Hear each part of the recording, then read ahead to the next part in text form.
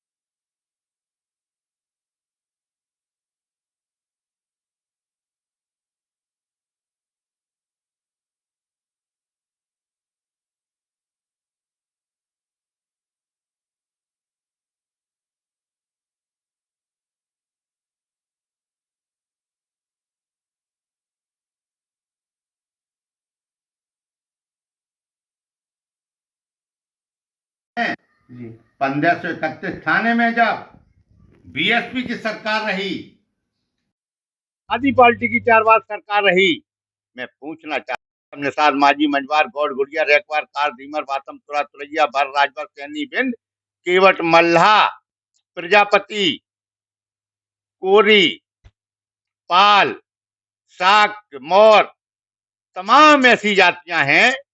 इन जातियों की जब पुलिस में भर्ती हुई, तो जब पुलिस में भर्ती हुई, 1531 थाने हैं, 1531 थाने में इन जातियों के कितने लोग सिपाही, दरोगा, सीओ आज थाने में नजर आ रहे हैं। मैं बहन मायावती से पूछना चाहता हूं, आज हर थाने में आप जाइए, जाटव समाज का आपको व्यक्ति मिलेगा, आपको सिपाही या दरोगा।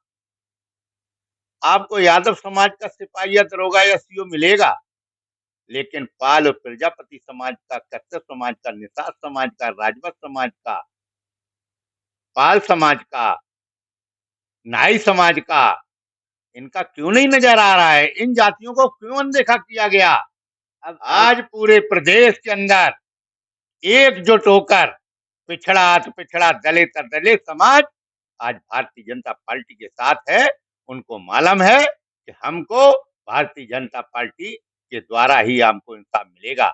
आज जब भर्तियां हो रही हैं, तो निष्पक्ष भर्तियां हो रही हैं, वहां पर कोई रिश्वतबाजी नहीं, कोई दलाली नहीं, कोई जातवाद नहीं।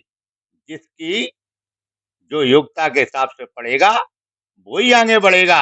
इसलिए हम सभी इस देश की जनता से मैं कहना चाहता हूं, इस प्रदेश की सभी जातियों के लोग, सभी धर्म के मानने वाले लोगों से मैं कहता हूं कि शिक्षा ही सर्वोच्च है। अपने बच्चों को पढ़ाएं लिखाएं और भारतीय जनता पार्टी आपको हक का दिलाने में कोई कसर नहीं छोड़ेगी।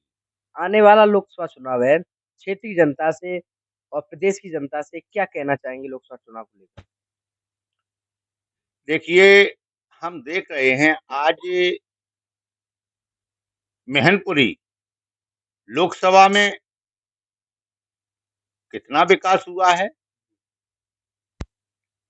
आप केवल विकास आपने कराया, सरकार बनी, आपने अपने घर का विकास कराया, सेंपई का विकास कराया, इटावा का विकास हुआ, लेकिन मैं गांव-गांव में मैनपुरी में घूम रहा हूं, गांव में विकास नहीं है। गांव में आज सड़कें नहीं दिखाई दे रही हैं, गांव खरंजे नहीं दिखाई दे रहे हैं, गांव में पानी के साधन आज नहीं दिखाई दे रहे हैं, गांव में स्वास्थ्य के साधन अस्पताल नहीं दिखाई दे रहे हैं। इसलिए नहीं दिखाई दे रहे हैं कि वो तो ये समझते थे कि समाजवादी पार्टी का गढ़ है, लेकिन आज जनता समझ चुकी है। क्या इस बार समाजवादी पार्टी का गढ़ हिल रहा है? देखिए, जो मैं बताना चाहूंगा, जो भी मुलायम सिंह हमारे प्रदेश और देश से जब वो चले गए, उनकी आत्मा यहाँ से चली गई, तो पहले यहाँ के लोग माननीय मुलायम सिंह जी को अपना जमीनी नेता मानते थे, लेकिन आज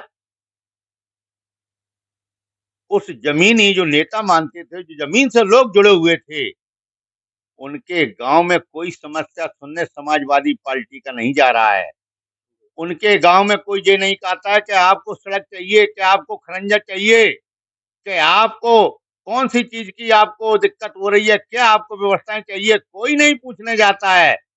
आज मैनपुरी की जनता बहुत दुखी है, क्योंकि जो डिम्पल यादव जी को जो वोट मिला था, अभी जो वो जीती थी, सांसद बनी थी उपचुनाव में, तो माननीय मुलायम सिंह जी के संपत्ति का और सिंपैथी का वोट मिला था उनको।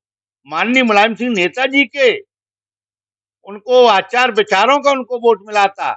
लेकिन अब की बार मैं ज्यादा नहीं मैं जानता हूं कि अब की बार मैनपुरी की जनता ने ठान लिया है कि भारतीय जनता पार्टी का जो प्रत्याशी आएगा उसको हम जिता के भेजेंगे, और वो जीतकर जब सरकार तीसरी बार नरेंद्र मोदी जी प्रधानमंत्री बन रहे हैं, तो मैनपुरी की जनता को भी मालूम है कि हमारे हिस्सेदारी की बात, हमारे हक अधिकार की बात, अब की बात जो सांसद बनेगा बीजेपी का, वो सदन में उठाने का काम करेगा, उनको हक क्या अधिकार आपको मिलेगा। लगता है कि अब की बार मैनपुरी में कमल खिलेगा? क्यों नहीं खिलेगा? अभी 6 दिसंबर को हमने ही रैली कराई लहरा में, बिछमा थाने के अंतर्गत लहरा था, 20,000 की वहां भीड़ हुई। वहां कश्यप, निषाद, मांझी, मंझवार, गौड़, गुड़िया, पाल, प्रजापति, तमाम समाज के लोग वहां पर इकट्ठे हुए। माननीय ओम प्रकाश राजभर जी, माननीय दया शंकर प्रधानमंत्री जी वहां पर पहुंचे, और समय दिया था कितना, 12 बजे का, और कै बजे पहुंचे, शाम को 6:30 बजे।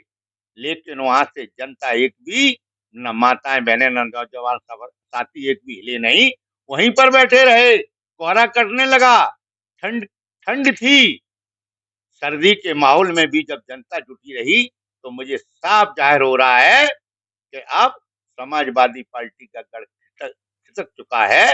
अब ये लोग गठबंधन के साथ, माननीय ओम प्रकाश राजभर जी के साथ जुड़ना चाहते हैं, और भारतीय जनता पार्टी का यहाँ से प्रत्याशी बनाकर दिल्ली पहुंचाना चाहते हैं।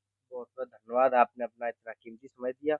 मेरे साथ थे सुहेलदेव, भारतीय समाज पार्टी के प्रदेश अध्यक्ष जी। इन्होंने कहा कि अब की बार मैनपुरी में भी कमल खिलने की फुल तैयारी है। इसी के साथ साथ मैं मोहित कुमार कायल से धन्यवाद।